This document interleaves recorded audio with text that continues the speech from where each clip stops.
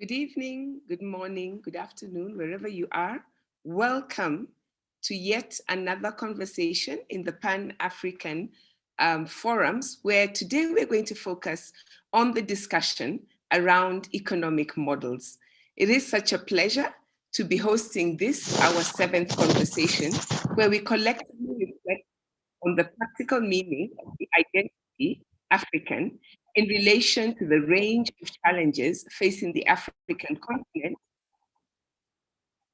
and diaspora, and also collectively imagining the range and organizing, collectively imagining and organizing towards the future. This is the second we have had following our first series, which was on the Corona cafes. And I want to thank the Elephant, Ifrana Alliance Francaise, for giving us. My name is Michelle Congola.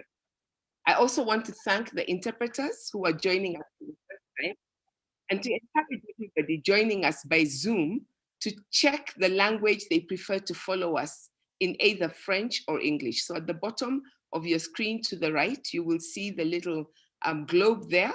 Please check English if you would prefer to follow us in English. And I'd encourage you also to mute the original audio so that you'll only hear the English feed.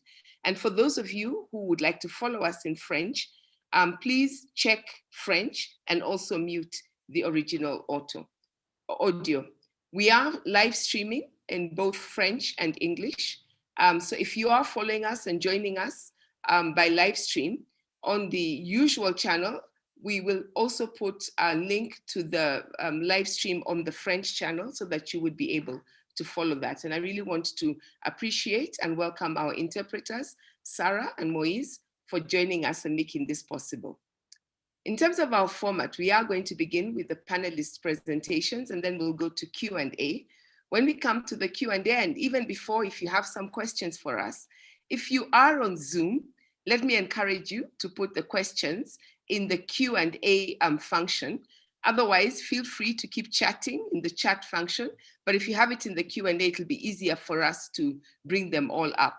If you are on YouTube, please put it in the comments.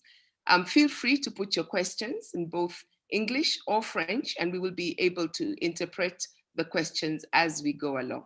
So for those of you who've joined us before, you know that for the first part of the series, actually the first 4 forums, we began our journey into defining Pan-Africanism and really reflecting on the history, the experiences, the struggle that has defined Pan-Africanism in different parts of the world and throughout time.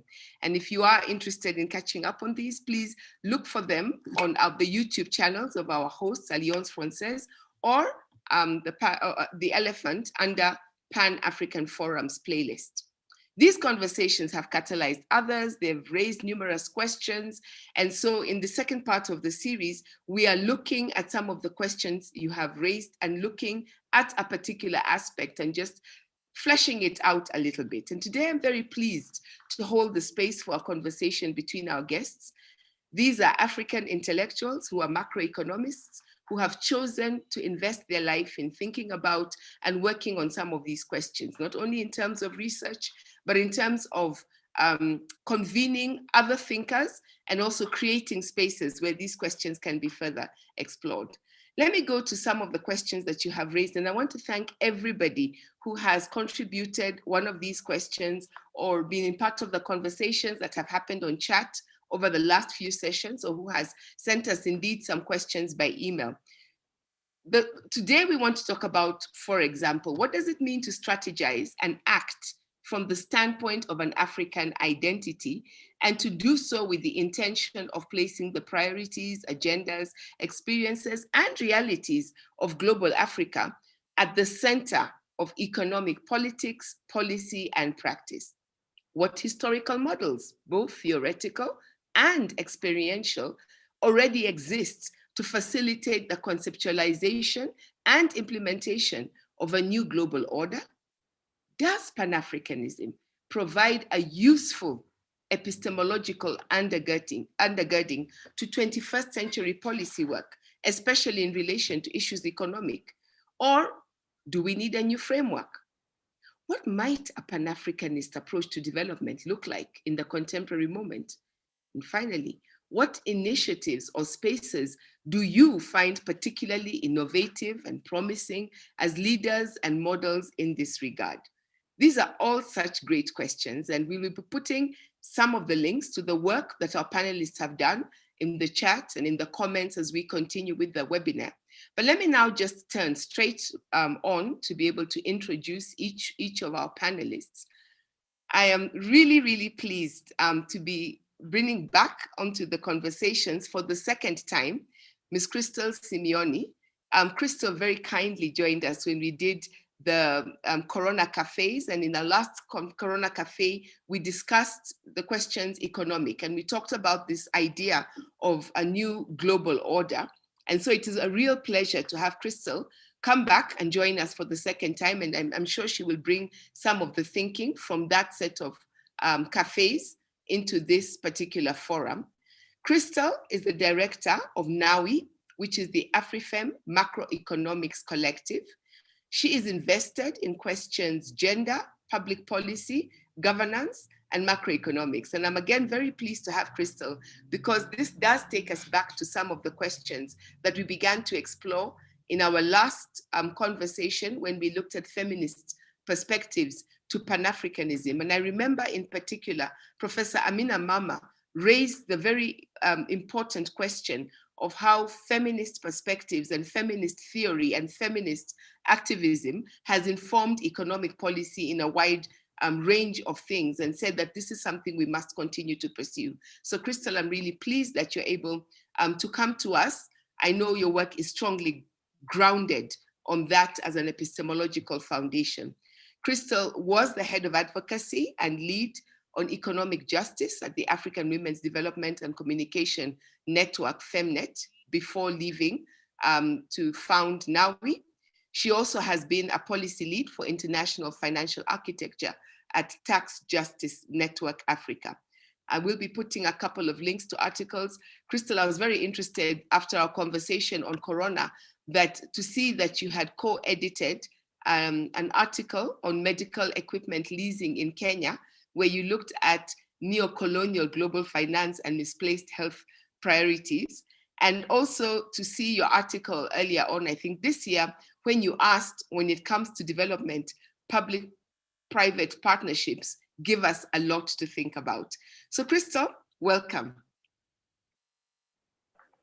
Thanks, Michelle. I actually co-wrote the paper with a close colleague and friend, Wangari Kinoti. Yes. So really glad that somebody's reading it. You write these papers, and sometimes you wonder if they're just out in the ether, just sitting in people's inboxes. So I'm really excited that somebody's been reading our writing. It was a labor of love.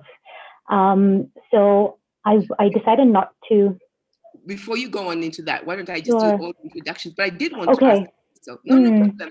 What is NAWI? You talk about it being an AfriFem macroeconomics collective, and I wonder what that is. What kind of work do you do? And maybe you want to talk about this a little bit later, but if you can just give us a bit of a sense of that. Okay, so a lot of people think that NAWI is an acronym. It's not. NAWI is the name of the last known survivor of the Dahomey Amazonian. For those of you that have watched Black Panther, it was the lady soldiers, and they really existed in current day Benin. And so it's an ode to them. It's a feminist ode to memorializing the names of women who have gone before us and done so much through our history, but are invisibilized through our historical narrative. But it's also an ode to a fight against neocolonialism. They waged a huge war against the French, and so it's an ode to remembering that. The collective works on macro level economic policy as opposed to micro level. Every time you speak about women and women's rights and the economy, there's an almost immediate thinking that you're talking about microfinance and financial inclusion. We feel there's a gap in looking at macro systemic root issues, issues around debt, about structural transformation. What does that mean? The structure of our economic governance and from a global perspective, and looking at it from a continental view, but that's deeply rooted in Pan-African feminism at the same time. We work in collectives, so we're a little bit different from organizations in its mainstream way of civil society organizing. We work with different feminists across the continent and some in the diaspora who are interested in specific issues and thematic areas. And we work with them on those specificities without necessarily having them employed full-time by us. It sort of matches passion with a space and agency to be able to contribute to a narrative that we're growing. I have to say this, Crystal, I have just been so fascinated by some of the work that you're putting up on the website. I know the website is pretty new. You launched it pretty recently. And I'm particularly interested in the question of a historical archive, because one of the things we discussed when we were talking in our last conversation was so much about, many people ask, where have African women been? How does feminist theory inform these issues? So I wonder if you could just say just a little bit about that before I bring on Kako. Sure. So, when I talked about how this is the work of a collective, this was the idea, our knowledge portal is what we call it. We're still looking for a name that we can decolonize this knowledge portal. Was a dream child of Fatima Kelleher, who is Nigerian Irish based in London. And it's basically a space, a platform to bring African women's thought leadership on the economy. It has been there. It's existed for so many years. It's just that it's very disparate because of the politics of representation. We're not at the forefront of knowledge banks and knowledge hubs, if you will. And so this was our first attempt to bring all of this together in one platform along 15 thematic areas, from debt to tax, to trade, to budgets, to COVID, structural transformation, all of those. And so people can find what African women have been saying. We're also interested in decolonizing the notion of knowledge and having it move away from the idea that not for knowledge to be scientific, it must be written, it must be in a journal or a book.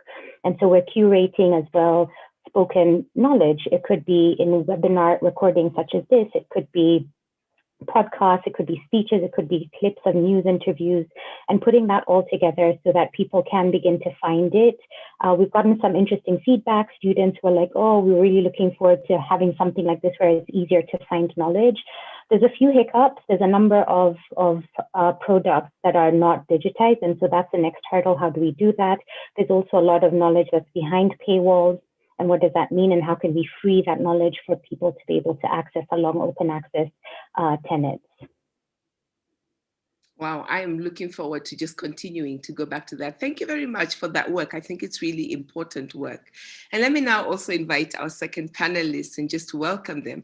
Professor Kako Bukpo is a macroeconomist who has served as Dean Faculty of Economics at the University of Lomé in Togo. He previously was a special economic advisor to the president of WAEMU and also a Togolese government minister for long-term strategy and public policy evaluation. I hope my translation there is correct. He's an author of numerous articles and books, including The African Emergency, Changing the Growth Model, that came out in 2019. I believe this was a co-edited collection. But then I'm not sure which of these is the co-edited collection. There also is Getting Africa Out of Monetary Servitude, Who Benefits from the CFA franc. I am particularly excited to be, I hope, one of the first to congratulate Professor Nobukpo on becoming newly appointed commissioner from Togo to the West African Economic and Monetary Union. I think this is going to be a really exciting and interesting place to watch. So I would like to say welcome, Commissioner.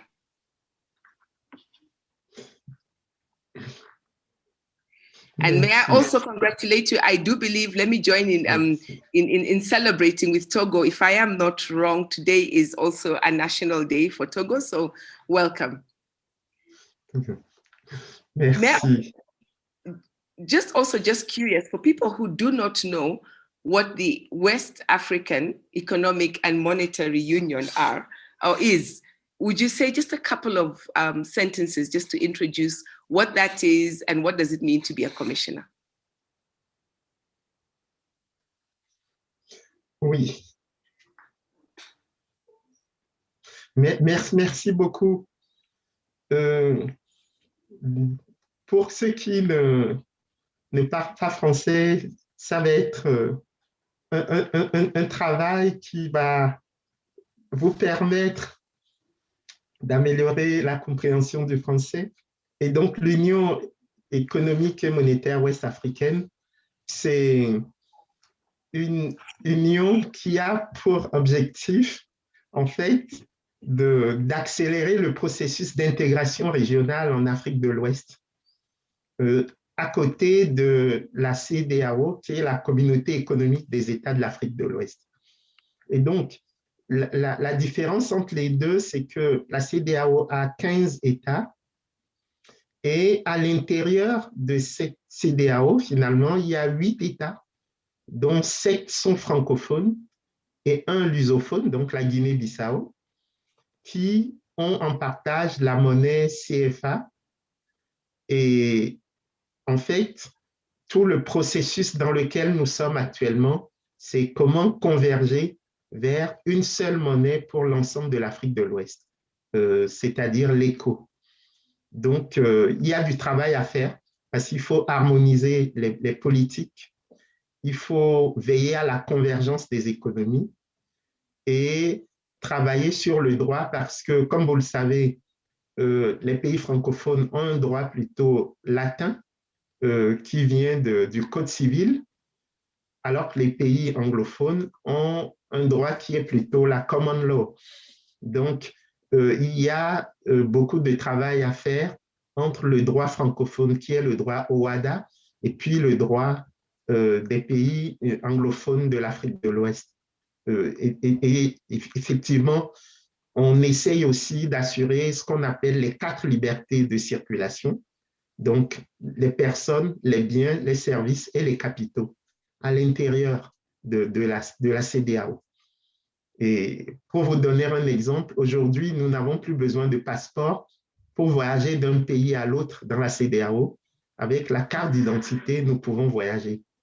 Donc, je peux quitter Lomé pour aller à Abuja, rien qu'avec ma carte d'identité togolaise, sans avoir besoin de passeport.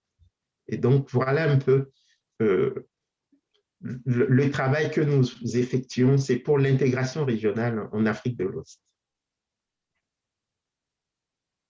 Merci.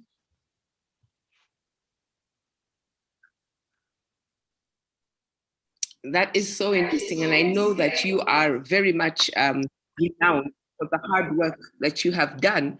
In introducing this question, I know the CFA, or anybody who's familiar with being in West Africa and being especially in the Francophone West African countries, that you already have one common currency. But I know that you have worked very hard for very many years with other colleagues to how do I say, to move the dependency on the French-based franc to a general regional. I don't know if I'm putting this correctly. So maybe why don't you just tell me what it is that you're trying to do, just very, very briefly, with the ECO, the currency. Oui, tout à fait. Comme vous le savez, depuis 1945, donc à la fin de la Seconde Guerre mondiale, les pays francophones d'Afrique ont une monnaie qui est le franc CFA, qui était au départ le franc des colonies françaises d'Afrique. Et en 1960, au moment des indépendances, le franc CFA est resté, mais a changé de signification, est devenu le franc de la communauté financière africaine.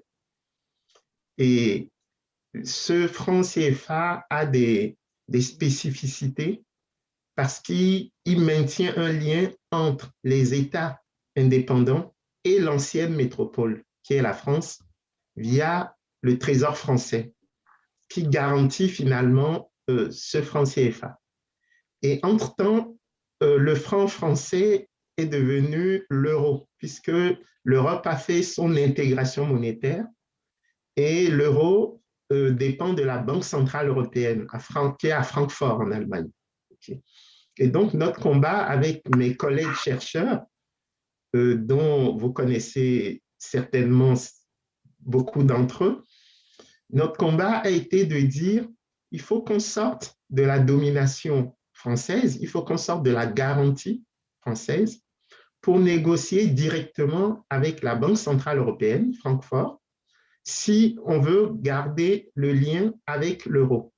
Mais on peut aller au-delà, c'est-à-dire créer une monnaie, l'éco, qui sera rattachée à un panier de devises, pas seulement l'euro, mais aussi le dollar, la livre sterling, le yuan chinois, le yen japonais. Et donc, on se bat pour avoir cette liberté de battre monnaie et d'arrimer notre monnaie aux devises des pays avec lesquels nous faisons du commerce. Parce que comme vous le savez, en 1960, peut-être que notre principal partenaire commercial, c'était la France. Mais aujourd'hui, il y a la Chine, il y a la Turquie, il y a le Brésil, il y a l'Inde. Il n'y a pas de raison que nous gardions un système institutionnel qui date de 60 ans et qui, à mon avis, aujourd'hui, n'a plus de raison d'être. Voilà le sens du combat que nous menons. Et c'est un combat panafricaniste. Indeed, it is. And we already seem to be into the presentations. I think both of you are doing such excellent work, and I can't wait to hear your thoughts on just the general conversation that we want to have today. So, Crystal, why don't I go over to you, and welcome for your presentation. Thank you, Mshai. It's such an honor to be here, and thank you for calling me back a second time, but also to be with, on the same panel as Prof. I'm a little bit of a fangirl, and the work that he's doing is absolutely amazing, and really looking forward to even connecting beyond this panel. So the way I structured my presentation was I was going to respond to the questions that you sent us. So there's a little bit of, an effort to respond to those. When I had a conversation with you earlier, you said that they came from the audience, a very deep audience, a very thoughtful one. It had, some of the questions had me thinking a little bit hard, a lot hard actually. And so the first question on what does it mean to strategize and act from the standpoint of an African identity, and to do so with the intention of placing priorities, agendas, experiences, and the realities of a global Africa at the center of politics, policy, and practice. So like I said before, I work from the lens of a Pan-African feminist analysis on macroeconomic issues. And so those are two very distinct battles. There's a battle against the patriarchy, which exists so deeply in so many ways, that also exists within a Pan-African movement that has existed. There's, and I'll speak a little bit to this, but there's some work to try and reverse that and to be a little bit more inclusive. But at the same time, there's a fight against a neoliberal, neocolonial economic structure. And so pushing back both a neocolonial narrative and a neoliberal narrative that even we have been so tangled in that we sometimes believe ourselves, and the unlearning that comes with that on those three fronts actually is tough. Just a point of reference for Pan-African feminism, the questions around what that means and what that looks like, and a good resource, and I can put that link in the chat box, is African Feminist Charter. There's some people who feel that it needs a little bit of an update, but it's a good starting point. We're all fighting in the women's rights movement. We're all fighting for the same things. We're all fighting towards equality. But there's an understanding that the war is the same, but the battles are very, very different. Our experiences currently, our histories that we carry with us, create a reality that is very special to us. And that's something that we have to acknowledge and take into consideration as we begin to build narratives that we can take into a global space. But also what I've learned is that collective struggle must be at the heart of what we do, and how to ensure that that happens on our terms without the scattering and silo effects that external funds can unintentionally or sometimes intentionally create is something we must be careful of. So, really emphasizing the idea of collectivism, and it's something that Prof is beginning to do with the Monetary Union in West Africa. And what does that look like on our own terms outside of a very Western ideation of who we are and what we need to be doing to contribute to a neoliberal economic system that is definitely not working for us. Historical models, both theoretical and experiential, that exist to facilitate the conceptualization and the implementation of a new global order. And I wonder what this new global order is, because the more things change, the more they seem to stay the same. But something that's been really inspirational for me is the work of the Postcolonialism Today project. And you can find, and I can put a link in the chat box, and it's hosted by Regions Refocus, which is a research and advocacy project recovering insights from the immediate post-independence period in Africa. It's shown me and has taught me so much that we don't need to go looking outside ourselves, that our history and our historical narratives, even on the economy, are there that we can borrow from. That period shows that it can be done. Putting African citizens at the heart of our developmental thinking can be done, moving away from putting private finance at the center of our thinking, putting growth and GDP numbers at the center of our thinking, and instead putting actual citizens and African citizens at that heart of thinking can be done. There's an interesting question on whether Pan-Africanism provides a useful epistemological undergirding to 21st century work, or do we need a new framework? And I think as I was, thinking about this question, I sort of sometimes feel a little bit straddling two worlds. Whereas on one hand, we're fighting an economic governance system that is so deeply skewed against us, right? And it's neoliberal, it's neocolonial.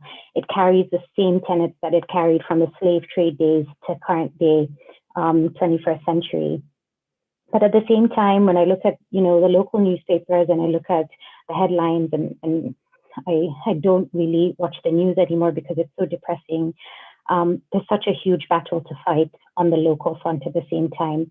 And I'm reminded by the words of Amilcar Cabral, who said, we are fighting so many insults. We're fighting so that insults may no longer rule our countries, martyred and scorned for centuries, so that our people may never more be exploited by imperialists, not only by the people with white skin, because we do not confuse exploitation or exploiters with the color of men's skin. We do not want any exploitation in our countries, not even by Black people. And this sort of centers me. Oppression can be meted out, by whoever. And so it sort of centers me because I'm constantly fighting in an economic governance space that is global. But at the same time, when I turn around and I'm fighting against PPPs and financialization and the Wall Street consensus, which I'll come back to, when I turn around, there was a report that came out that over 90% of COVID funds were spent on private companies instead of going into a public system. And so it's sort of, it deflates you a little bit, but this keeps me a little bit centered in the idea that we're fighting for African citizens against whatever color of skin you exist in. So there's a global front, but at the same time, there's a national regional front that we have to battle.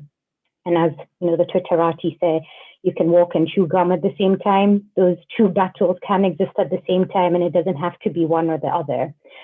I also think there's a lot of thought and actual work in the praxis of what Pan-Africanism means in the 21st century. And it has historically been devoid of a feminist rooting, and it can be very masculine presenting, very patriarchal in some tenets of it. And I feel more of an infusion needs to happen there for justice to prevail. It needs to be justice for all. And we have to constantly unlearn some of the things and the praxis that we've been walking and make sure that we're inclusive. And that means, at least from where I'm sitting, a feminist analysis narrative and inspiration and rooting needs to happen. It slowly is, but I think there needs to be a little bit more in that space so that feminist narrative of a Pan-African nature are not just footnotes or side events, but they're actually part and parcel of this Pan-African dream that we all speak about. What might a Pan-Africanist approach to development look like in a contemporary moment? And that's so hard to respond to. And for me, when I thought about it, it means space to redefine ourselves, what progress looks like unshackled from the definitions and narratives that have been given to us. It means decolonizing narratives, thinking, and processes, and that is so hard to do. COVID feels like a new struggle, but really it's just shouting out loud the systemic issues that always existed. The pandemic keeps pushing the idea that the current order isn't it. It's not working. Privatizing public services and goods will not work. I mean, you have countries like Spain who are renationalizing private hospitals. And so back to the point, the more things change, the more they stay the same. Vaccine equity is an emerging issue, where even here we have to be careful. And so I've been watching the news and the conversations, and there's a call for a people's vaccine. But some corners put forth that we should all have vaccines so we can protect those that already do. And I find that so problematic. And that's not the point. The point is justice. The point is a hugely unequal global economic governance system that some call an apartheid of economic decision-making and governance. And it's attacking that imbalance. The story is the same from trade to tax and now with a vaccine. And unless we tackle root issues, we keep going round in circles, and circles that the pandemic has shown that we cannot afford. But also there's a little bit of hope. The feminist movement has been calling for unpaid work, unpaid labor, the care economy to be recognized. And for the first time, it's slowly beginning to be recognized. When the Kenyan government is calling for home-based care as a strategy for COVID, that was pushed because they just don't have any resources and, to make sure that we have functioning hospitals.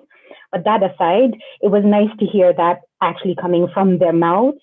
But again, the devil is always in the details. And so when you open that up, who's paying for this? Who's training people? In what state are they taking care of people at home? I guess the silver lining is that it's now in public debate. It's a conversation that's being had outside of just the confines of a few radical thinkers. But also the idea of who essential workers are, and I've spoken about this before, where before it would be tax advisors and bankers, or these really important people. But the pandemic has really showed us to change that idea in our hearts and in our minds as well. It's nurses, it's doctors, it's caregivers, it's people who work at supermarkets, it's the people that society has always pushed to the fringes of economic existence. And they're the ones that are holding our societies, our communities together. And a recalibration of what that means in the way that we organize our economic governance system is deep.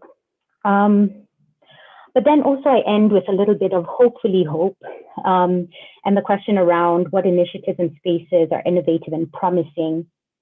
And I think I find organizations that are truly, truly African, like the Tax Justice Network Africa, the African Women's Development Fund, Femnet, Akina Mama wa Africa, The Elephant, and so many more are really changing the narrative, reclaiming space that should have been theirs in the first place.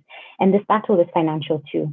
Fighting to make sure resources come straight here rather than through international organization under the guise of capacity building, that we don't have the capacity that it takes to make sure that our work is done. Pushing back on these narratives is important, but also unlearning them ourselves so that we're not putting in, these problematic taglines as, capacity building. What does that even mean? And doing the work on our own terms. This has been my inspiration even as we started Now. It's these organizations that have fought their way to take up and reclaim space. But also something that's been really inspirational over the last few, year or two is the amorphous collective thinking that's happening on like WhatsApp groups to share, to learn, to vent, but also to cross ideas between different platforms of Pan-African thinkers who all have the same dream for this economy, for this, this continent, but are sitting in different spaces, from donor foundations to the African Union to civil society organizations, and have really rich, conversation. I see a few of them on this call actually, who have really rich conversation and are able to, push an agenda from their different places to make sure that we're using all that we can in our own separate corners to make sure that there's some sort of change. And I think that wave of a new Pan-Africanism is really inspirational. I will stop there. I hope I haven't gone beyond 15 minutes. No, that is absolutely great, Crystal. You've given us so many practical ideas, people who are doing work. I was trying to put some of the links as we went along upon, but please feel free to add to them. Thank you so much. That's such a great basis for us to build on. I will come back and ask you, what African countries do you think have got development models in particular. You know, what are some of the countries we can look at, even if they're not perfect, but some countries that you can say, you know what, I feel that country and this country have got some really great things for us to consider. But let me go straight over to Kako. Kako, the floor is yours.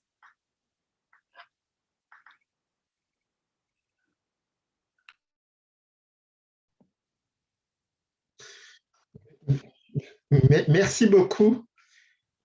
Tout d'abord, je voudrais féliciter Cristal pour ce travail formidable qu'elle fait dans le cadre de son organisation. Et je souhaiterais vraiment qu'on collabore ensemble pour voir comment on pourrait monter des initiatives communes.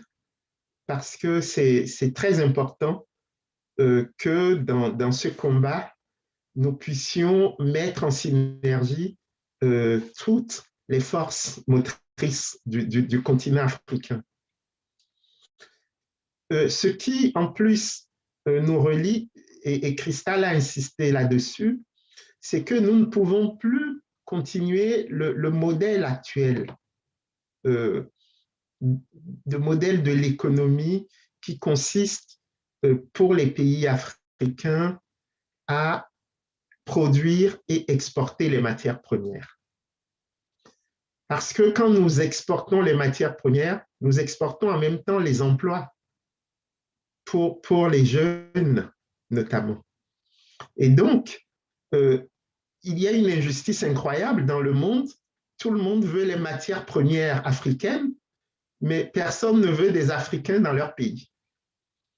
Et donc, il y a une contradiction fondamentale, c'est que la logique néolibérale, c'est la mobilité parfaite des capitaux et des personnes, en plus des biens et des services.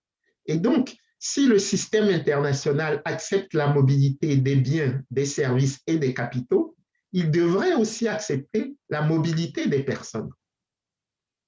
Et donc, il y a une contradiction fondamentale dans le système néolibéral, c'est que c'est un système qui n'est pas honnête intellectuellement. Il n'est pas intellectuellement honnête parce que ses fondements théoriques disent laisser faire, laisser passer. Et donc, la manière dont le système international fonctionne est profondément injuste. Maintenant, nous les Africains, nous ne sommes pas obligés d'adhérer à ce système qui est injuste. C'est pour ça que nous convoquons le panafricanisme comme idéal de vie, parce que nos anciens ont perçu la violence qui est dans le système international. Et c'est pour ça qu'ils ont mobilisé le narratif autour du panafricanisme. Ils n'étaient pas d'accord sur tout, comme vous le savez. On avait au moins deux groupes. Il y avait le groupe de Casablanca, qui était le groupe fédéraliste par excellence, avec Kwame Nkrumah, Nasser et autres. Mais vous aviez aussi le groupe de Monrovia, autour de William Tolbert, de Sylvanus Olympio, le père de l'indépendance du Togo, qui était un groupe beaucoup plus gradualiste. Et donc, dès les origines, il y a eu plusieurs conceptions du panafricanisme. Mais ce qui est commun à toutes ces conceptions du panafricanisme, c'est l'impératif de la prospérité africaine. Et donc, mon ouvrage que vous avez eu la gentillesse de citer tout à l'heure, L'urgence africaine, changeons le modèle de croissance, c'est vraiment ce constat qui m'a fait l'écrire, c'est-à-dire qu'aujourd'hui, nous devons transformer nos matières premières en Afrique. C'est ce qui va permettre de créer les emplois en Afrique, donc de créer la richesse en Afrique, et donc de créer les impôts africains, et donc de créer les modalités des financements africains de la prospérité africaine. C'est hyper important d'avoir en tête que l'économie est un circuit. L'économie, ce n'est pas un ensemble de marchés, simplement. comme le système international veut nous le faire croire. L'économie, c'est un circuit. Donc, si vous ne créez pas la richesse sur place, vous ne pouvez pas vous développer parce que vous êtes obligé de demander l'aide de gens qui, justement, vous empêchent d'avoir votre souveraineté. Et donc, c'est pour ça que le système, il fonctionne de manière très perverse. C'est que on nous empêche d'avoir la souveraineté budgétaire et monétaire. Pour le budget, il faut aller demander l'aide du Fonds monétaire international. Et pour la monnaie, il faut aller demander l'aide du Trésor français, en tout cas pour les pays francophones. Et au lieu d'utiliser les armes de la souveraineté économique, on nous demande d'aller demander l'aide. Et donc, or, il y a un proverbe africain qui dit « la main qui donne est toujours au-dessus de la main qui reçoit ». Vous voyez? Et donc, ça veut dire que même sur le plan psychique, on développe en nous une forme d'infériorité vis-à-vis du reste du monde. Et c'est très important que nos jeunes frères et sœurs, nos enfants, se rendent compte que tout est fait, que ce soit au niveau réel ou au niveau symbolique, pour que les Africains soient convaincus de leur infériorité vis-à-vis du reste du monde. Et ça, c'est quelque chose qui doit s'arrêter, parce que l'économie, c'est d'abord la confiance. Si vous n'avez pas confiance dans votre potentiel, vous ne pouvez pas vous développer. Quelles que soient les matières premières qui sont dans votre sous-sol, ce n'est pas possible. Le premier facteur de production, c'est la confiance. Et c'est pour ça que notre combat est un combat pour la dignité d'abord, pour la citoyenneté, avant même d'être un combat économique. C'est d'abord un combat pour les droits. Et c'est pour ça que je suis très sensible à ce que Cristal a dit, parce que ce sont les femmes qui tiennent la société africaine. Et donc, on ne peut pas concevoir un développement africain qui ne met pas en son cœur le statut et les droits des femmes. Et c'est quelque chose qui me paraît totalement important, très important.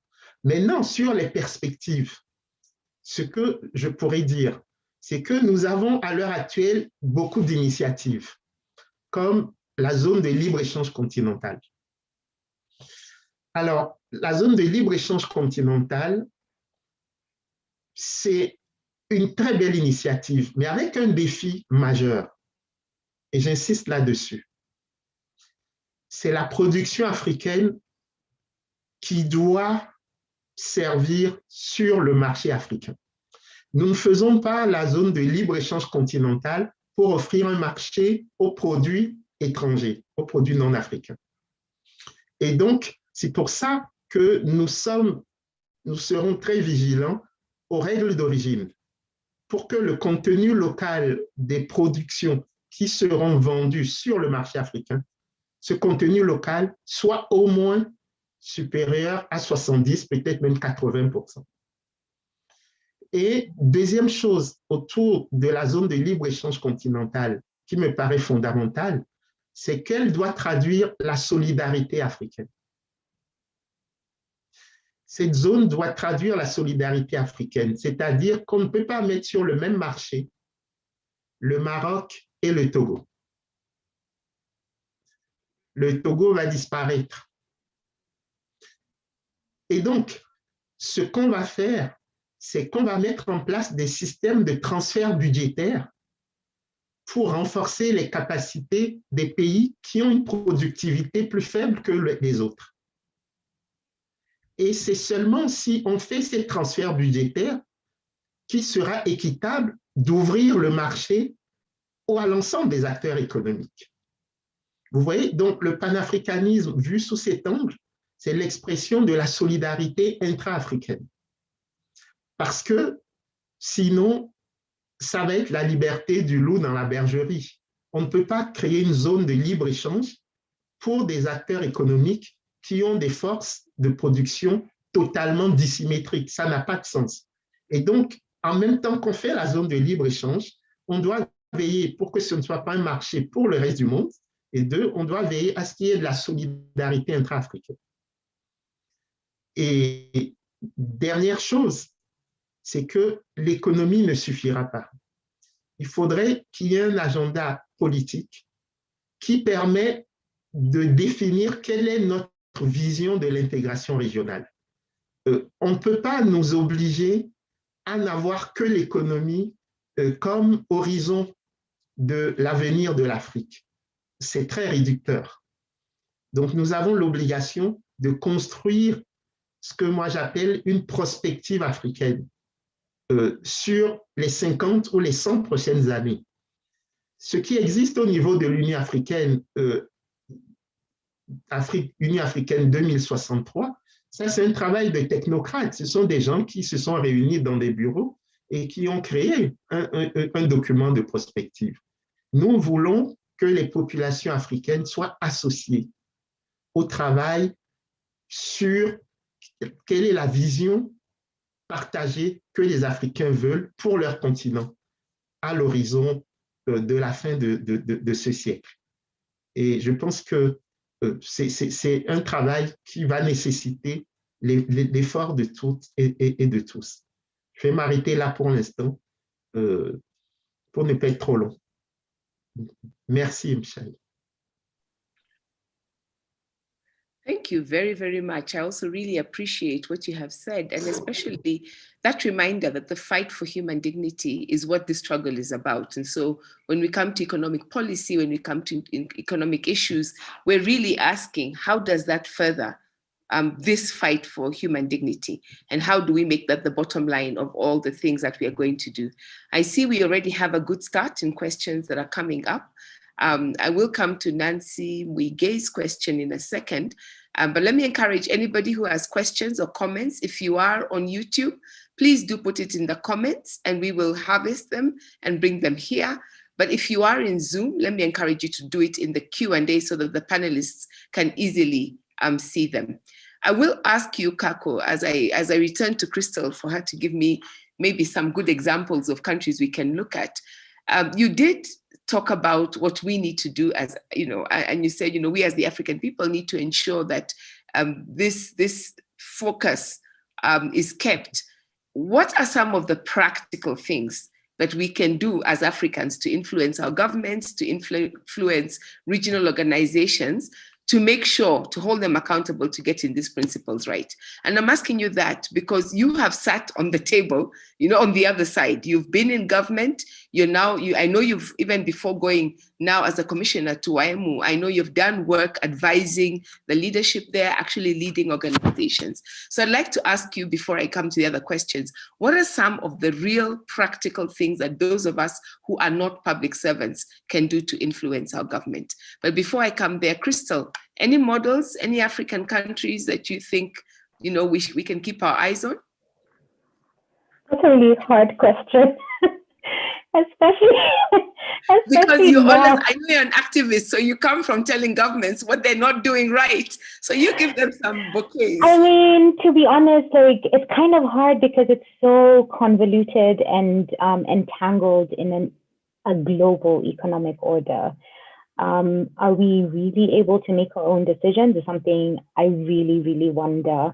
Hope lies in collective struggle. I keep putting that through. So I think, Africa has, with regards to illicit financial flows, we lose about $100 billion annually through illicit financial flows. We get, less than half of that in development assistance, right? But I think we're the only, and tax experts can correct me here, but I think we're the only continent that has a bringing together of minds to tackle this as an agenda through what they call the Mbeki panel, which was a panel brought together to look at the problem, define it, and come up with a list of recommendations.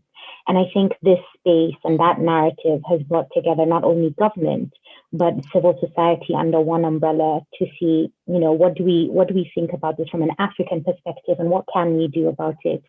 Through that, there's really great organizations like the African Tax Administration for Administrators Forum, which are, it's a collection of revenue authorities, and they have model laws and policies that can be used by African countries to begin to fight back this power asymmetry as Nancy speaks to it.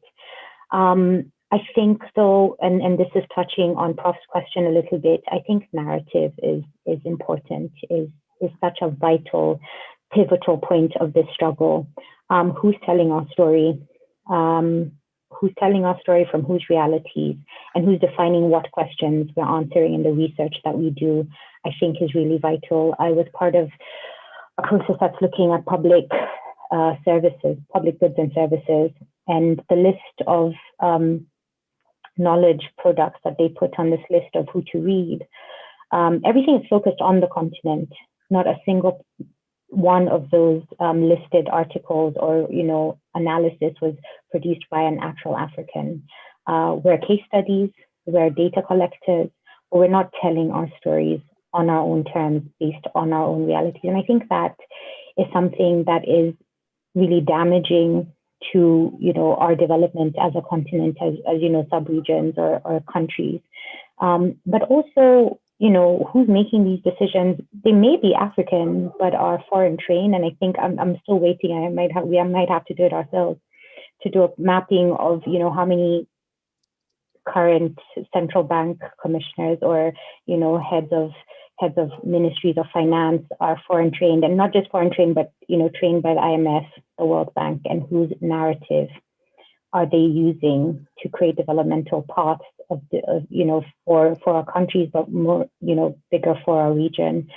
I think that is something that I question.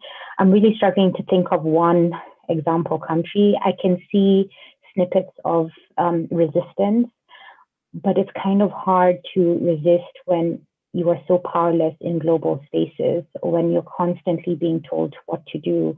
Prof can speak more to the CFA, but any country that tries to get out of it, it's almost impossible right now. And there's some countries that have tried. And what does that mean when there's an economic and financial chokehold on you? What does that mean when, we had the Washington Consensus, which saw the structural adjustment programs, which really just killed our public sector. They told us to shrink our public wage bill, and what this meant was that people also don't have faith in public services and goods. It really shakes the root of the social contract between state and citizen. When we ourselves don't believe that our governments are capable, it paints this picture that the African state is incapable of producing and for providing for its citizens. In its place, you have private finance. And so we're scrambling all the time to make sure that we're getting a better job to be able to pay for private solutions for public problems, as John Gisongo likes to say. And that carries forward. Kenya's just signed something with the IMF, and it's a structural adjustment programs from the 80s and 90s coming right back. They're calling for a cut of the public wage bill again. And so how free is a country to make its own economic decisions is something that I question. And I think the answer lies in our ability to be able to come together at sub-regional, but also continental levels, to be able to push back as one block. Even with the vaccine equity conversation, the Africa CDC has constantly been like, hold up, don't import by yourself. We will negotiate to buy vaccines as a block. Kenya went ahead and opened up with Sputnik, which has now been banned again. But again, it shows unless we come together, and the pandemic is constantly pushing us to accept this narrative, and we constantly seem to be like sort of ignoring it. And it's a very painful lesson to learn, but I think one we will have to learn. Mm-hmm. Wow, okay, this is not, and I knew it wasn't an easy question, and I think what you're helping us think through is some of the things, sometimes for those of us who are watching or witnessing what our governments are doing, we get very frustrated. And I think you're helping us flesh out some of the problematics that make it difficult for nations to make decisions and stick by them, because you're in this whole global order, which brings me to Kako. What are some of the practical things we can do that help governments or help our regions, or shall I say, encourage them to do what we know to be the right thing for them to do?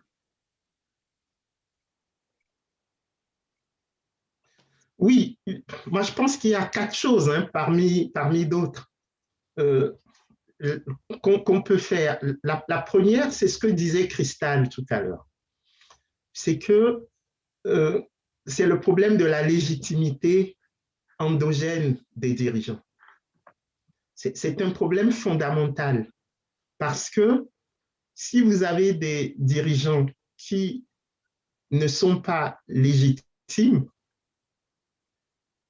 eh bien, ils seront fragiles dans les négociations avec le Fonds monétaire international, la Banque mondiale et autres. Et là, c'est si vous leur accordez la bonne foi. Mais ce qu'on observe sur le continent, c'est que la plupart des dirigeants, justement, ils internalisent la contrainte externe, c'est-à-dire qu'au fond, ils dirigent pour le reste du monde. J'ai écrit un livre en 2011 intitulé « L'improvisation économique en Afrique de l'Ouest ». Et dans ce livre, j'expliquais que nous qui sommes les citoyens, nous avons l'impression que nos dirigeants improvisent tout le temps, qu'ils n'ont pas une ligne. Ils n'ont pas une ligne, mais en fait, ils n'improvisent pas. C'est parce qu'ils ne dirigent pas pour nous. Les gens auxquels ils rendent compte, eux savent que nos dirigeants n'improvisent pas. C'est eux qui donnent les ordres et nous, on les applique. Et donc, la première, vraiment le premier défi, c'est de s'assurer d'avoir des dirigeants qui ont à cœur l'intérêt général. C'est hyper important. Le deuxième défi, c'est la cohérence des politiques publiques. C'est vraiment quelque chose d'important parce que ce que j'ai constaté, c'est ce qu'on appelle la superposition des discours. C'est-à-dire que le discours macroéconomique, il est vraiment comme le préconise. Il y a un problème avec la traduction. Et si vous ne m'entendez pas? Oui. Yes. Donc, I will ask Kako to please just repeat what he said. Kako, si vous pouvez répéter pour l'interprétation, oui, s'il vous plaît. Là, vous m'entendez? Yes, we can hear the interpretation in English now. Okay. So he's just... je vais synthétiser. Donc, je disais qu'il y avait quatre éléments. Voilà, le premier, Cristal en a parlé, c'est la question de la légitimité des dirigeants. Et le constat, c'est que des dirigeants qui ne sont pas légitimes, ils vont suivre les ordres des organismes internationaux, comme le FMI et la Banque mondiale, parce qu'ils tirent leur légitimité de l'extérieur et non de l'intérieur. Voilà. Le deuxième défi, c'est la cohérence des politiques publiques. Parce que quand vous suivez les trois niveaux de discours des dirigeants, vous allez voir que le discours macroéconomique, il est très FMI, Banque mondiale, néolibéralisme. Okay? Mais quand vous prenez le discours sectoriel, c'est un discours asiatique. Parce qu'on estime, on dit qu'on veut transformer les matières premières et donc on veut protéger les marchés, mais ce néo-mercantilisme, il est totalement en contradiction avec le discours macroéconomique néolibéral. Vous voyez? Et enfin, quand vous prenez le discours microéconomique, c'est un discours type Nations Unies, c'est-à-dire on veut atteindre les objectifs du millénaire pour le développement, ou bien on veut atteindre les objectifs du développement durable. Et donc, ça va être le travail décent, la santé, OK? Mais ce discours, ses fondements théoriques, c'est Amartya Sen, OK? Et donc, quand vous prenez les niveaux de discours, il n'y a pas de cohérence dedans. Vous voyez? Et donc, il faut travailler sur la cohérence d'ensemble des politiques publiques. Et enfin, les deux derniers défis qui me paraissent fondamentaux, c'est le contrôle citoyen de l'action publique. Il faut qu'il y ait suffisamment de transparence et de reddition pour que n'importe quel citoyen puisse accéder aux comptes publics. Et enfin, quatrième et dernier défi, c'est la gouvernance locale. On ne peut plus diriger nos États à partir de Nairobi, Lomé, Abidjan.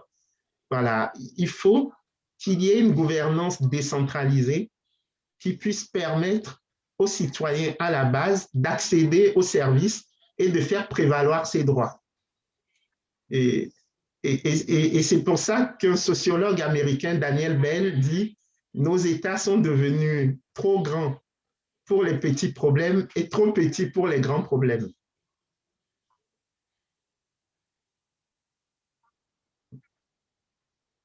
Donc voilà 4 défis qui me semblent importants à adresser.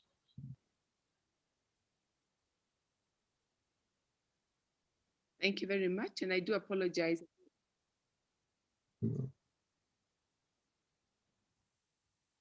Okay. Thank you very much. I'm going to I apologize for the interpretation problems that we had. Sarah, if you change your channel, I think you're coming through under the French, but speaking in English, so that you're not being able to be heard. I'll go straight to some of the questions that we have. I do have a couple of responses and questions I want to ask you, but let me just start first with the questions that have already come back.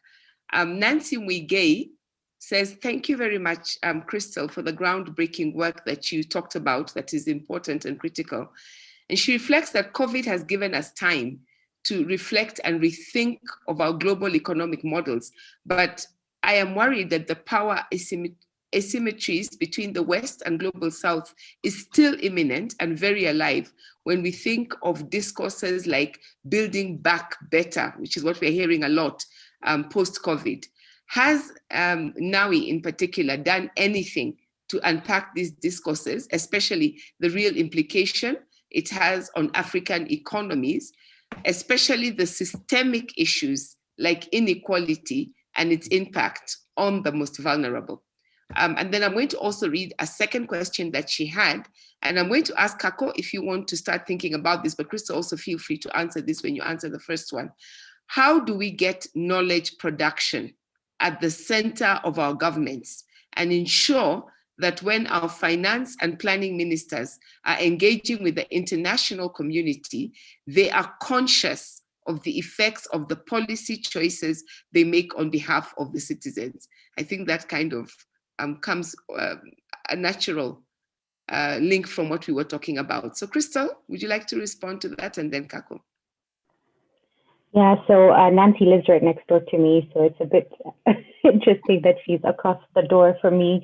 That's an interesting question, Nancy. I wonder if COVID has given us time. We seem to be in such a flurry to do so many things, even the powers that be. And this is the thing about economics and economic narrative, is that, you know, many people think that it's technical, but really it's a question of power at the heart of it, right? It's who has the power to make decisions over where money goes to and how it's collected, how fairly it's collected and how equitably it's distributed at all levels, from a global level right down to a subnational level, very local level. But in all of this, the world has been thrown into a complete panic with no reference point, with no idea that we would be tackling this. You know, the world was busy going around its neoliberal best life. And here's something that has come and attacked us, saying this, it can't be this. And so I really push back on the build back better narrative, because what we're looking for and what the pandemic keeps telling us is that we cannot build back better, because normal as we saw it was the problem. And something drastic has to change for anything to happen in a progressive manner. And I think we need to tear that up, and we need to constantly push back those narratives from the UK government, you know, singing till the cows come home that we need to build back better. And what does that mean? Build back better for who? And how do we go back to normal when normal was, you know, only really to the advantage of a select 1% few. So that's my take. With regard to what we're analyzing or working on in response to this, I think the first piece from the feminist movement, which I've put in the chat, was a post-COVID economic recovery statement. And this was put together by a group of African feminists in their personal capacity, in their organizational capacity. It was a beautiful moment to see everybody just come together and put down a statement directed at the African Union. The African Union is very hard to reach, very hard to have an engagement with, I guess, if you're not a donor sometimes. And it really begs the question, this Africa that we want, an Africa for all, well, who's all are they talking about? If even a collective of African feminists had an almost impossible time reaching the special envoys of the COVID recovery of the African Union. Working alongside that, NAWI is now producing an analysis of fiscal policies and measures that were introduced post-COVID, during COVID, stimulus packages, tax holidays, tax cuts, and things like that, that different countries introduced into their local economies, and what that has had an effect on women specifically. It should be out in the next maybe month, but it's really interesting to see that a very small percentage of stimulus packages had any impact on the lives of women. When pay as you earn is reduced, but how many women actually are in the formal bracket of the economy, and what happens if you have no pay slip? What does that mean for you? We also must remember that life happens in its complexity and all at the same time, and I keep saying this. And so unless, when countries like Kenya puts on a curfew and lockdowns and things like that, yes, I understand from a health perspective. And when I speak to the doctor friends that I have, they can tell me of the numbers going down. But without any economic thinking and cushioning for a country who are largely informal, what does that mean for us? And who is going to catch people who are already existing on the fringes of our economies, of our societies, who are already, having such a hard time just existing in this society, in this community that we call Kenya?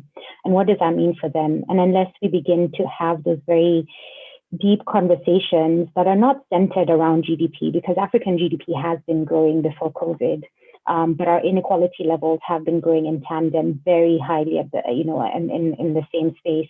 And so questioning, what are we counting? Whose benefit is this counting for? And how can we recenter again to have a people-centered approach to development and our economy, and redefining what that is? Michelle, you asked me about if I can think of an African country. Not really, but I can think of Costa Rica. And their GDP in the 80s and 90s were not really high, but their human indicators were quite high. Their access to universal education, universal healthcare was extremely high. Their conservation of the environment at the same time, they existed in a space that they didn't go beyond human boundaries, and they didn't go beyond environmental boundaries. They existed in that space because they moved away from neoliberal policies and frameworks that have been thrown down our throats so often and have resulted in the mess that we constantly exist in. And so I think we have to be radical enough, brave enough to reimagine what economic governance could look like on our own terms, redefined by us, and also redefine what progress means for us and what are we really looking towards. COVID has given us that space and the chance, and it's up to us to take it and run with it. Otherwise, has it made us stop? Really, I'm not so sure. I like what you just said about this being a chance. I always go back to what Arundhati Roy said about the pandemic being a portal. And what is important is what we will emerge. And we often talk about building back better, but it's actually, do we want to build back? And what does that mean?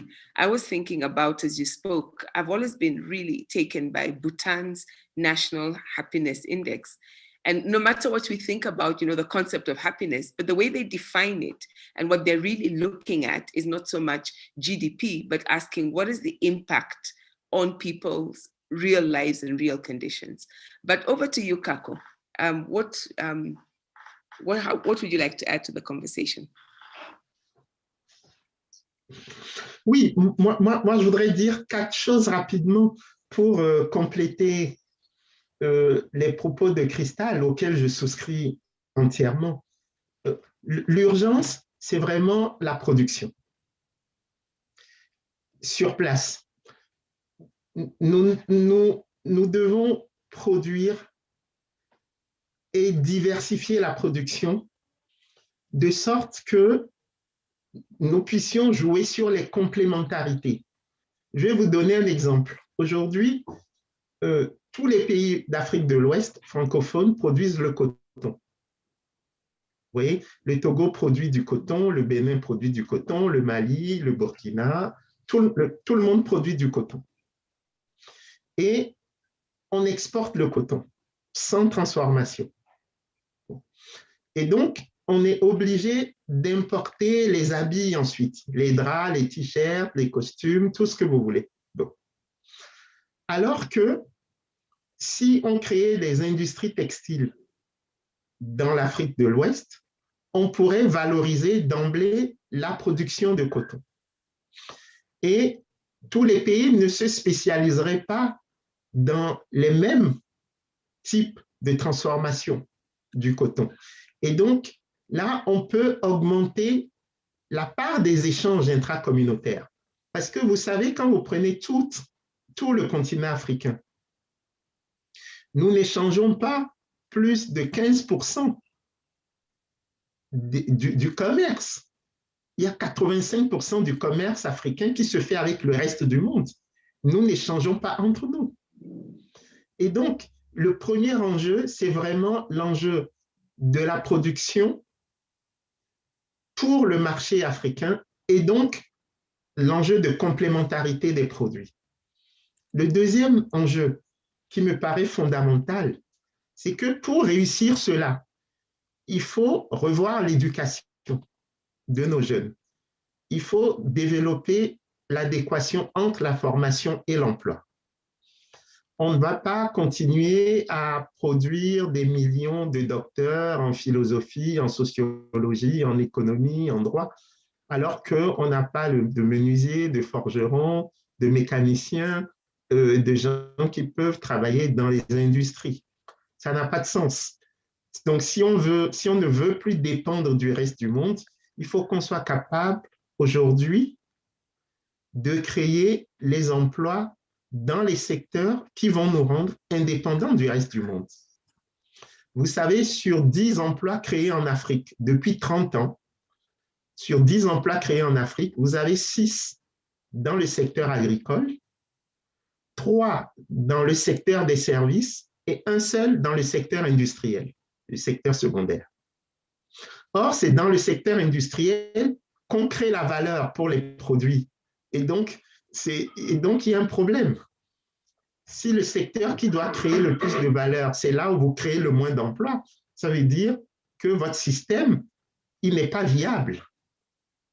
Donc, vous allez continuer à importer les produits au lieu de les transformer sur place. C'est évident.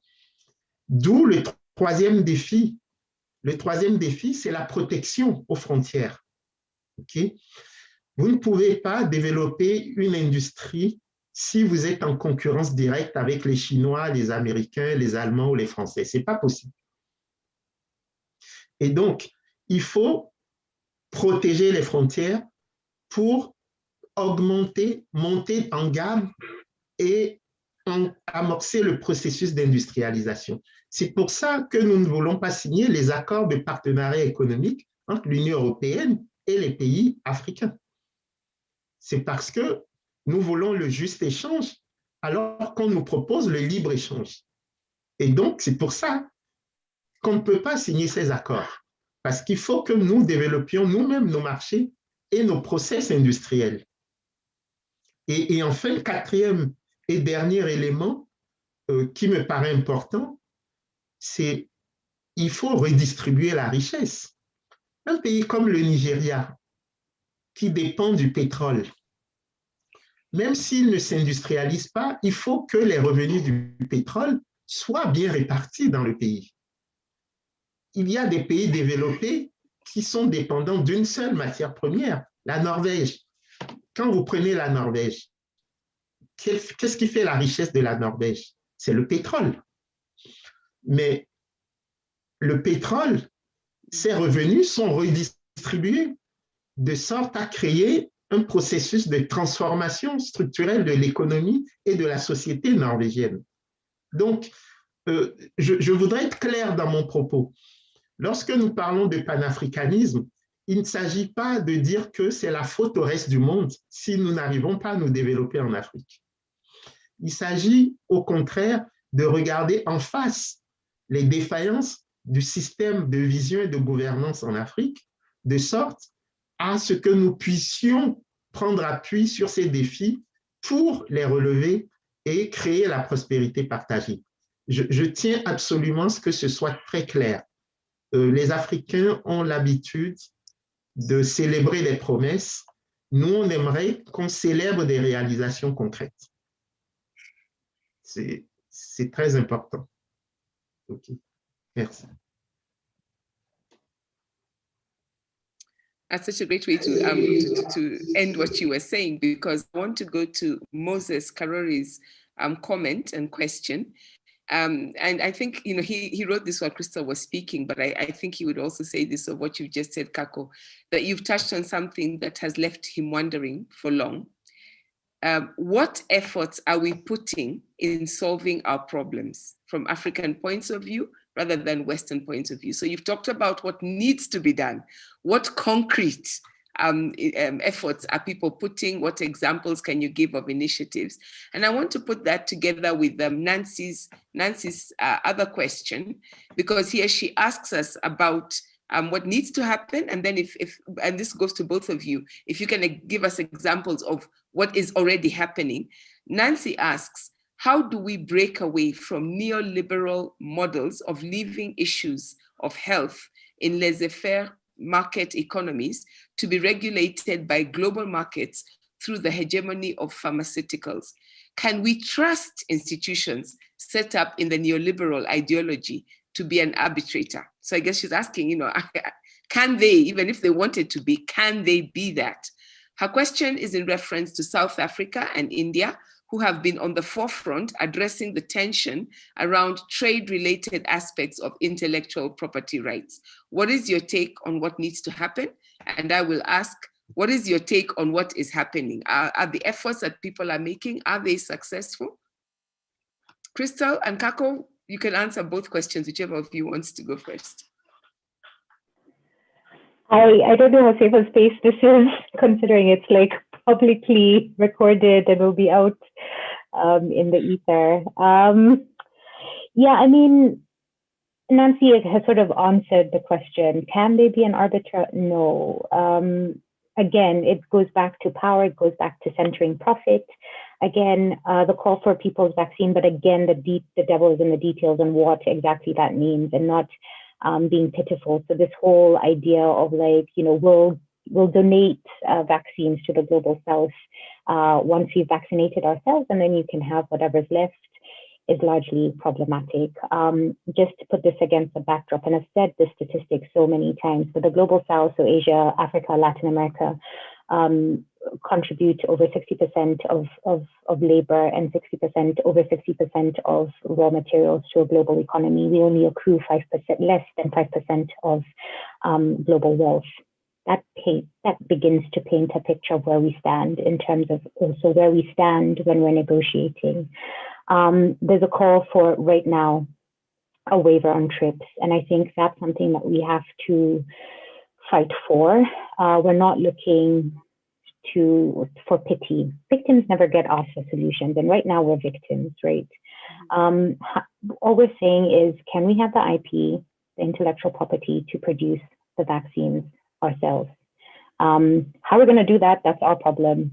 Leave us that problem to figure out ourselves. But I think the asymmetry of power, of access to opportunity, of access to production, really needs to be centered. The conversation of India and South Africa pushing against this has been interesting, and really interesting to see this people's vaccine wave come up, where, you know, you've got ex-presidents talking about this campaign, and it's cute, but that's as far as it goes. It's just cute. What we want is a commitment by the governments of the UK, the governments of America, all of those to come together and just put a stop to this because they can. They continuously vote against it.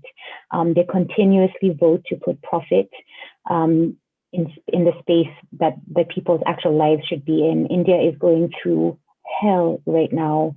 And even then, the most that can be done is donations, which is really, really problematic. And I think this is, as Arundhati says, this is a portal that we're in right now, and how we come out of it will, determine a lot of things. If we can push for a waiver on TRIPS right now, it opens up a door for us to put a waiver on very many other exclusionary policies and legislation. Policies and frameworks that are created without us sitting at the decision-making table. And I think that needs to be put on the spotlight. Generations to come will judge us very harshly if we continue in the way we are.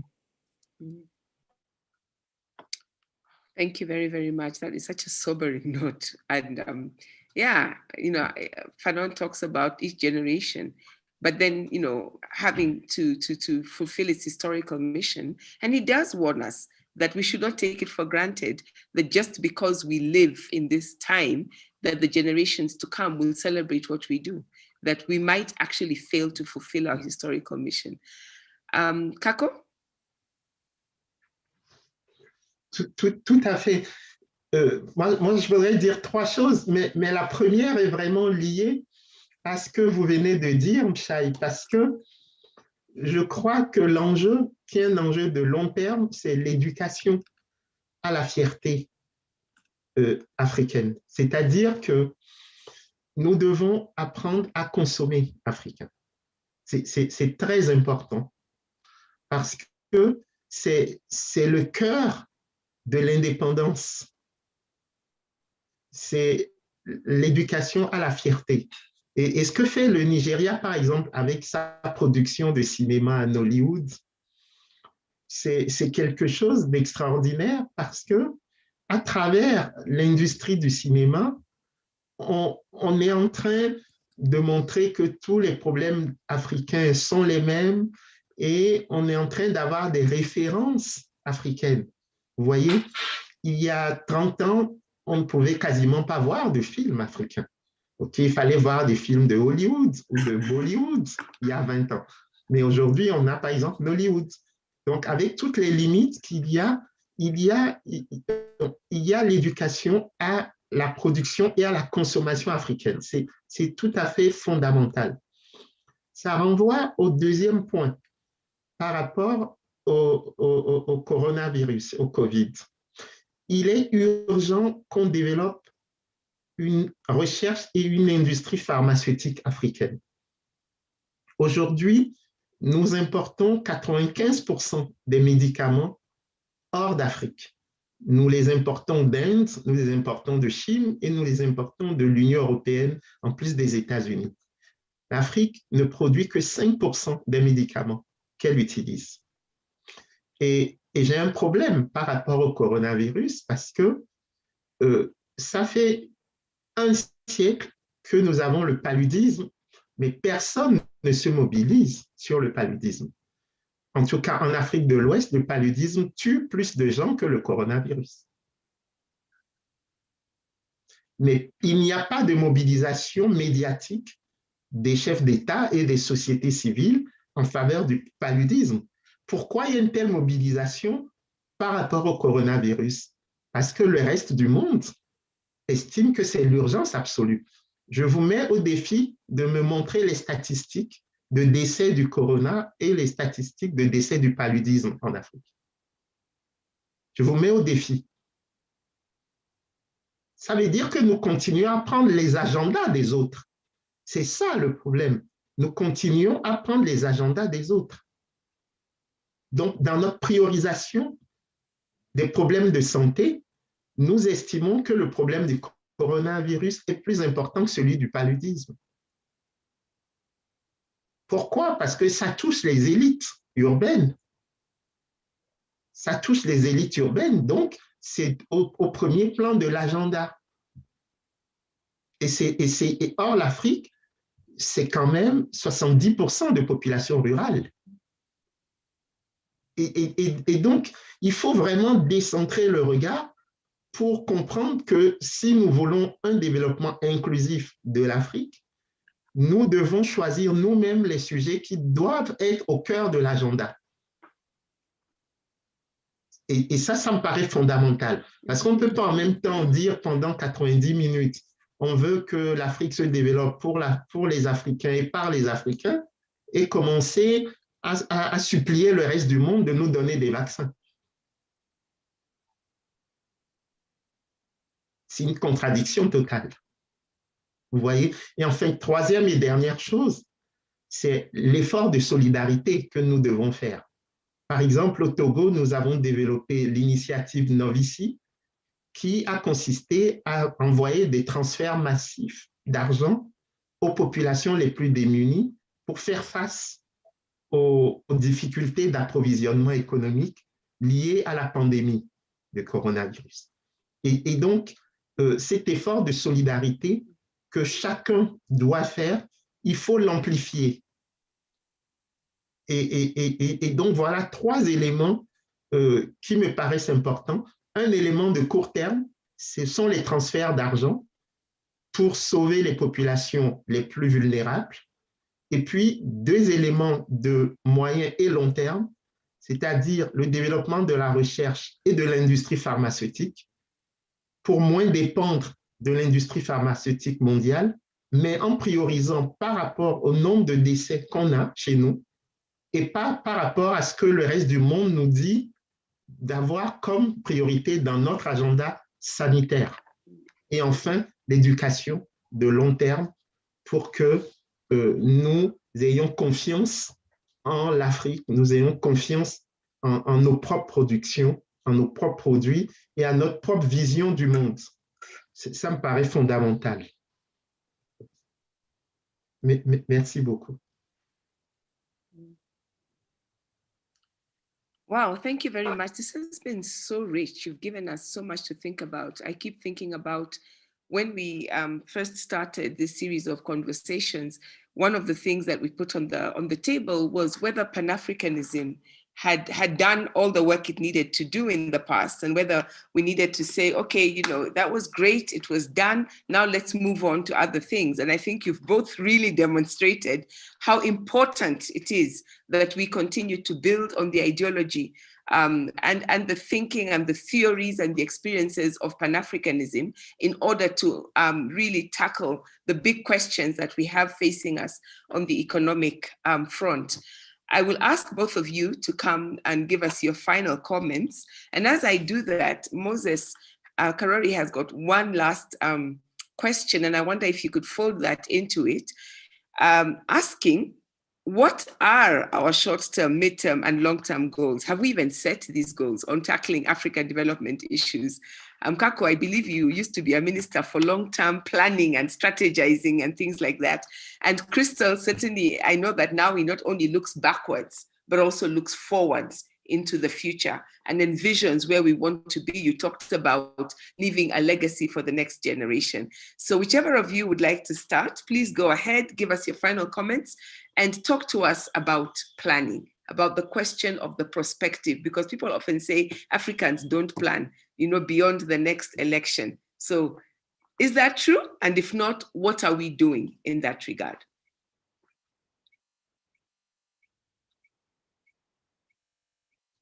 Go ahead, Crystal. Okay, planning, that's a tough one, but I'll try.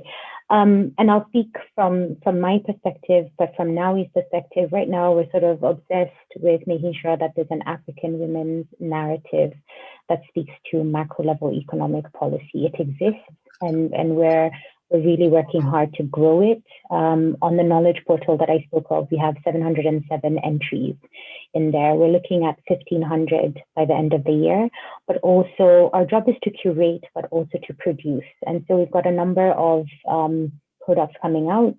In the next week, I'm really excited that we'll have a curation of 11 letters by African women from across the continent speaking about their experience living through COVID last year.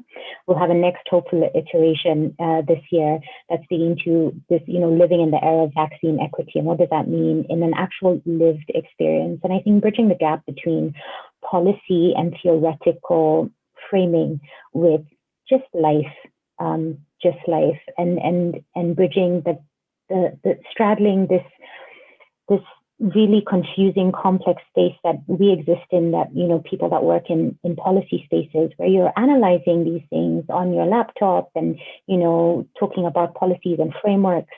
And you close your laptop and you can't really close that world. But then there's a haram day for somebody that needs medical treatment. There is somebody's school fees that needs to be paid. And so it's straddling like an almost abstract space of influencing policies that have such a direct impact on our everyday lives, but then going back into the world and just living these lives. And these are conversations I have with my peers and colleagues and mentors all the time. And that's hard. But really, it's bringing those experiences into a space where the generations that come after us will have a snapshot into what we were thinking, the conversations that we were having, what were our aspirations, what were we struggling with. And I think that's important to continually build an African narrative in this space. I'm hopeful for, I can feel it. I can feel a reemergence of a new generation of Pan-African thinkers who are redefining what Pan-Africanism means, being more inclusive about it, but permeating different spaces and processes with this thinking. It wakes me up in the morning with some excitement, even if I open, the Daily Nation or switch on the news, which is, the stuff of nightmares many a time. But I know there's good people, and I'm in such great company of these vibrant minds that are really pushing the needle in such different spaces and in different ways. People who are creative, and I'm not just talking about academics or people in the policy space, but creative thinkers, writers, musicians, who are all thinking the same way and really pushing back and resisting and beginning to ask questions around the world order. The world is a construct in the way that we experience it. And just in the same way that we constructed this very problematic framework, we can deconstruct it and we can recreate something else. And so I'm hopeful in knowing that what exists isn't set in stone. We created it. And so we can break it down and recreate something that works for all of us. Oh, that's such a great note to end, that, on your part, that, yes, we've got many challenges, but we created it, we can break it down and then build up.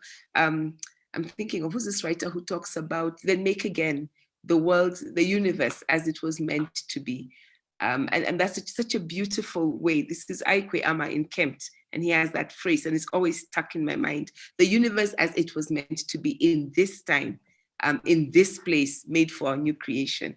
Thank you very much, Crystal. You've given us so much to think about, and we really look forward, as I said before, to going to the portal that you've created and just going through all the archive and all the amazing work that so many people have done. We often don't have enough models of work that has been done and that is ongoing, of people thinking all in one place that we can build on. So thank you very much, you and your team, for creating that. Commissioner Kako, over to you for your final words. Oui, vraiment sur l'enjeu de planification, à mon avis, nous avons trois défis. Nous avons trois défis qui sont liés. Le premier défi, c'est la démographie. Vous savez, nous sommes 1,250 milliard en Afrique, nous allons être 2 milliards en 2050.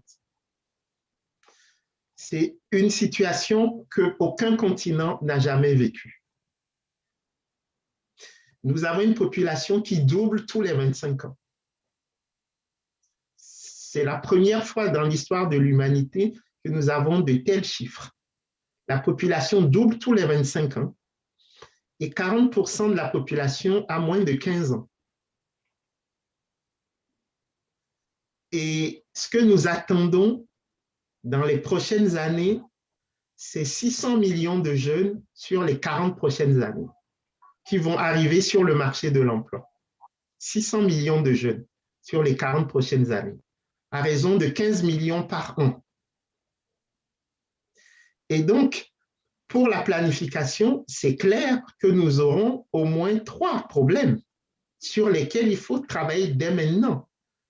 C'est l'école, les écoles, donc l'éducation, la santé, la construction des hôpitaux, et puis l'emploi, l'entrepreneuriat, parce que les fonctions publiques ne pourront pas embaucher ces jeunes. Donc l'industrie et l'entrepreneuriat. Et donc, on sait aujourd'hui déjà qu'on va faire face à ces défis-là, parce que c'est ça la planification. Ce sont les tendances lourdes. En anglais, on parle de trends. Okay? Ça, c'est quelque chose que nous savons déjà. Okay? Le coronavirus, ça peut être un choc exogène, c'est une surprise, mais ce n'est pas une surprise de savoir que le taux de croissance démographique en Afrique, c'est 2,8% par an. Vous voyez. Donc, ça veut dire que pour répondre à ça, nous avons des défis importants, qui est le défi écologique. Est-ce que le continent africain pourra donner suffisamment de ressources à toute cette population? Pour vous donner l'exemple de mon pays, le Togo, 40% de la population vit au sud, à Lomé, là où il y a la côte. Mais nous perdons 5 à 10 mètres chaque année du fait de l'avancée de l'océan Atlantique sur les terres. Vous voyez? Et ces terres, c'est juste 10% de la superficie togolaise. Donc, vous avez 40% de la population qui vivent dans 10% de la superficie togolaise, mais avec l'avancée de l'océan qui réduit les terres. Et donc, ça, ce sont les défis auxquels nous faisons déjà face, mais qui vont s'amplifier dans l'avenir, les défis écologiques. Et le défi aussi fiscal, parce que pour absorber tout ce dont nous venons de parler, il faudra des ressources budgétaires. Et si nous ne voulons pas dépendre du reste du monde, il faut que nous ayons un système de fiscalité qui puisse permettre aux États d'avoir des ressources. Et donc, il y a un enjeu de transition fiscale. Jusqu'à présent, notre fiscalité, c'est une fiscalité de porte. C'est au niveau des douanes, liées à l'importation et à l'exportation. Maintenant, nous sommes en train de basculer vers une fiscalité directe qui va toucher plutôt les revenus et non plus les taxes douanières. Vous voyez? Donc, on a cet enjeu de transition fiscale, de transition écologique et de transition démographique. Et les trois, on pourra y faire face, et ce sera mon dernier mot, que par un esprit de partage de la richesse, par un esprit de justice et par un espoir que chaque génération dans l'histoire a pu trouver les moyens de se régénérer, de se réinventer, de faire face à ses propres problèmes. Donc moi, je suis optimiste, mais un optimiste qui veut s'appuyer sur les tendances lourdes que la planification nous donne à voir. Merci beaucoup. Thank you so much. I mean, you have helped us see how the challenges are huge. It's been very sobering to hear both of you lay out what we need to think about, but I'm really so happy that you ended up reminding us that we have one huge resource that nobody else in the world has, and this is the youth. We've got such a great opportunity that we have so many young people. We have a young population.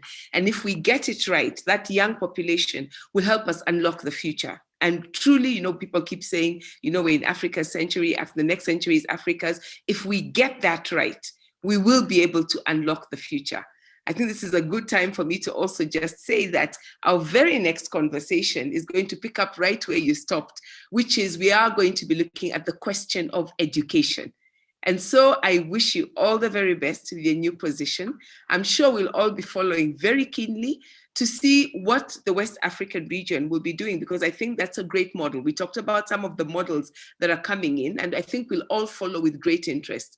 Perhaps this will just be the next step, and after that, we will be talking about a currency for all of Africa, and really thinking about what it is we can do in the next 25 years so that our generation can truly leave a legacy that the next generation will be proud of. So all the very best with that, and thank you very much. And I want to thank everybody. As I said, our next conversation is going to be on the question of education. I think this has come up a lot as people have asked us, what does it take to provide the foundation for those of us who are active now, but also for next generations to grow up in a Pan-Africanism that is relevant, but that is anchored in the past, but also helping us to get towards the future. And I'm really, really pleased that, talking of anniversaries, Crystal had pointed out that today is the anniversary when the late Dr. Kwame Nkrumah finished his work and moved on to the next dispensation and left us to pick up the work and keep going. And so I think it is wonderful that our next conversation will be on May 25th, which is Africa Day. And we will be thinking about education for now, education for the future. Let me once again thank our wonderful panel who have given us so much to think about, and wish them all the best with the initiatives that they are commencing. I also really, really want to thank our interpreters. This is the very first time we have had interpretation and had this happening in French and English. So thank you, Sarah and Moise, for making this possible for us. I want to thank our hosts, The Elephant, IFRA Nairobi, and Alliance Française, for providing this space and making it possible for us to talk right across the African world. Let me remind you that you can go back and listen to this conversation or any of the conversations we have had, both on the Pan-African forums and Corona Cafes that we referred to, on the YouTube channels, on the playlists of both The Elephant and Alliance Française, under the playlists Corona Cafes and the Pan-African Forum. My name is Mishai Mwangola, and it has been, as always, such a pleasure to be the one holding the space for this conversation. Have a wonderful month, stay well, and until our next conversation, let's keep building on Pan-Africanism. Thank you.